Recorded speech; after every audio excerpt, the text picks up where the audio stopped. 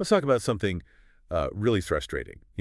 That feeling when you learn something, maybe for a test, you feel like you get it, but then, poof, a few months later, it's just gone. Oh, absolutely. It's like it was never really there. And that's exactly the problem schema theory tackles head on. It's why we're doing this deep dive today. Right, because our source material, this science text, it really emphasizes that lasting knowledge isn't just about, taking information in. Exactly. It's about connecting it. The mission here is to unpack how schema theory explains this, and specifically how certain learning approaches actively build those connections so the knowledge actually sticks. Okay, so schema theory.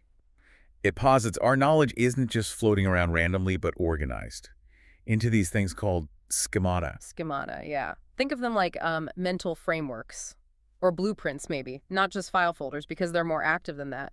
They shape how you understand new things based on what you already know. So the key idea, like the text says, is connecting the new to the known.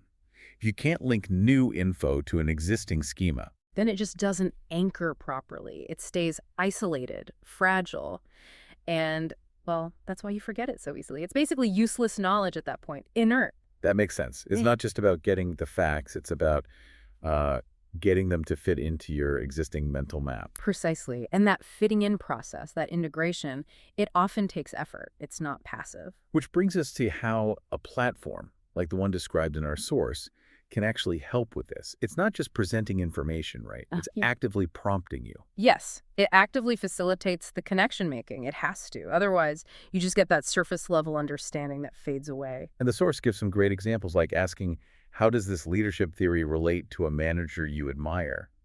That feels very targeted. It is, because it forces you, the learner, to take this abstract theory and map it onto something concrete and personal, your existing schema, for good manager, or maybe even bad manager. You have to actively think about the relationship. It forces you to translate it into your own experience.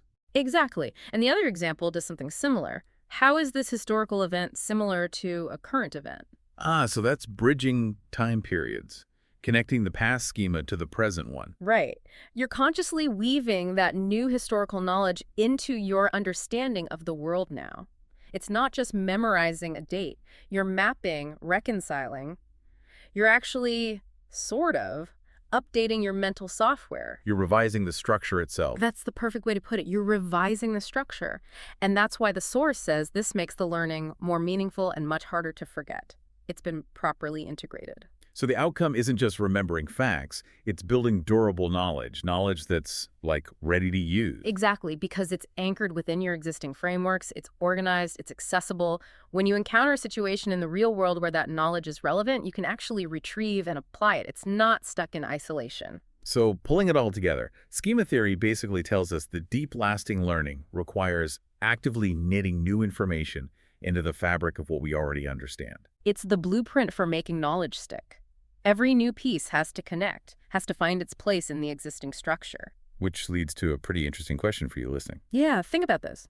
If real learning means this kind of effortful, structural revision, mapping the new onto the known, what's maybe the most important, complex idea sitting on your mental shelf right now, but without a really solid anchor? What knowledge do you kind of know you need, but haven't really taken the time to properly weave into how you already see the world?